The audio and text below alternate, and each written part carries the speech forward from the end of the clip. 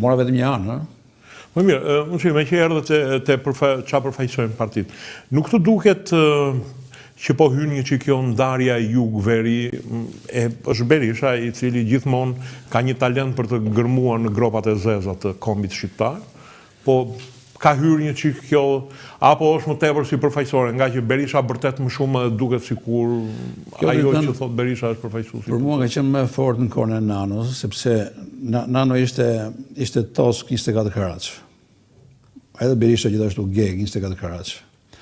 Dhe Nano e manifeston dhe këtë edhe në menaxhimin e pushtetit. Dhe e kundërtoi qeverinë e parë, kishin drejt këto opozitarët, Berishanë kur thonin që është qeveria e zonës parë operative, sepse ashtu ishte fokusuar Vlorë, Tepelen, Përmet, Skrapar.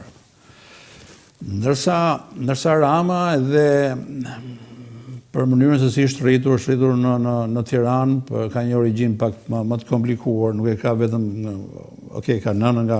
Nënën e ka nga bregu, po unë mendoj që nëna ka ndikuar shumë te karakteri Ramës. Edhe ky karakteri me xixa, le të themi, Ramës, unë bilene e diskutuam më djetë të emisioni jo, të Albanistan, por mendoj që ka ndikuar shumë karakteri Netos, jo i Kristajit. Kristajit ka qenë gjithmonë një tip, thonë, i butë që përpinjë të klientët të mesmen, dërsa Rama është provokativ, është tipik i vlonjatit, i bregatit.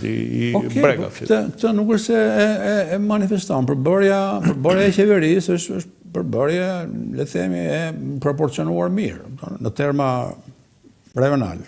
Edhe i ka promovuar vazhdimisht. Do një Shkodranë edhe mund të kishe, në thëmë drejtën, mund të kishe edhe ndo një Tropojano, Kuksiano, Dibrano, po, ka Ulsimaj nga Dibra. Jo, ka Ulsimaj, po është ministrja jashtme është, këtë nga është... Shkorqare, 24 karadrë, në bese e sërvet të lumbit, në mos gaboj. Gjeshka? Po.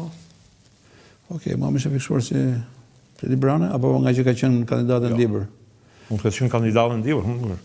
Gjithsesi, ti ke shkruar edhe një libër për këtë punë, për gegët e për toskët.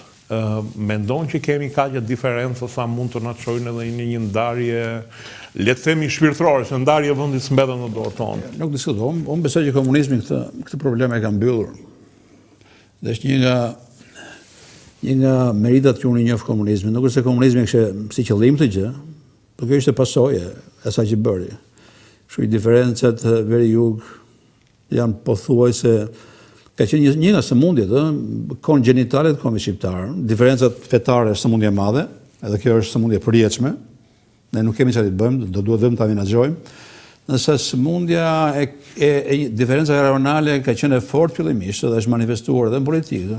Partitë gjithmonë ka qenë partia e Veriut me partinë e Jugut, ka qenë Ismail Qemali me Esad Pash Toptani, pastaj ka qenë Ahmet Zogu me Fanolin. Zogu u përpoq pastaj në mbretërimin e tij aty shuan te këto. Ndërsa Enver Hoxha çuditërisht e rëndoi dorën mbas Enver Hoxha rëndoi sepse instaloi një dominim tosk, nomenklatura ishte toske, por ai shkriu diferencat midis Jugut dhe Veriut, do të thonë sepse e në ka tosi popullsinë, qotë nëpërmjet martesave çuarjes. Po çonte mësues jugor në veri, veriun e sillte në jug nëpërmjet aksione vullnetare, nëpërmjet ushtrisë. Ushtarakëve, për shembull, është një fakt interesant, më tepër se gjysma komandantëve të flotës janë nga Veriu. Ja. Ashtu di jo. Jo e di unë nga që kam qetë lumë. Por në bazë, ai sipër sigurisht është dominimi tosk, është dominimi i qartë. Po. S'do pikpamje. Por baza vet u shkartis shumë.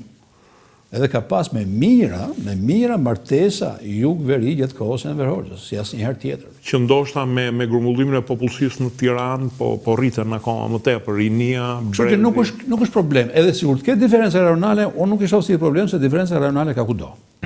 Në fakt ma ka thënë Enver Hoxha, ish ministri i jashtëm i Kosovës, ka thënë ta dish ti se si shohin për shembull bavarezët prusianët, ose prusianët pjesët e republikave hanseatike, që kanë qenë diku që janë në Hamburgu e këto, do të futej frika dhe mendon, tha, se si ka mundësi që kjo Gjermani rri e bashkuar me këto.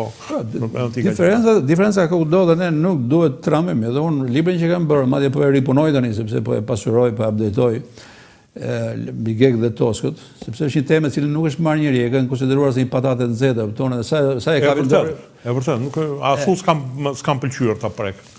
Jo, po diferencat janë kudo dhe nuk janë të frikshme në këtë drejtim, sepse janë diferenca natyrës rajonale që nuk shoqërohen me fanatizma. Sigurisht, kupton, shoqërohen me një lloj lojaliteti tribal që njerëzit e kanë, po kjo do mbetet gjithmonë, njeriu është i lidhur me vendin ku ka lindur. Po. Edhe nëse do zbresim në Shkodër kanë probleme qytetarët me malsorët. Nëse do shkojmë në Malsi kanë probleme shaljanët me le të thënë me një fshat tjetër. Absolutisht. Është në karakterin e shqiptarit. Ne këtë e kemi, se unë jam fut thellë se punë, edhe po e rishof tani, kjo ka nisur që me kohën e Pashallaqe, ka qenë konflikti i Pashallakut Janinës, që kisha Ali Pashajin, me Pashallakun e Bushatlinjve, që ishte një dinasti, Bushatlinjsh, edhe ata kishin konflikt madh me njëri tjetrin, edhe aty u shfaqin Gegë dhe Toskë për herë të parë, edhe vazhdoi kjo punë, deri në kohët e sotme. Por përsëris, unë nuk e shoh si një problem dhe nuk e kuptoj drojën që kemi ne, ka një lloj droje akademike për të marrë të punë.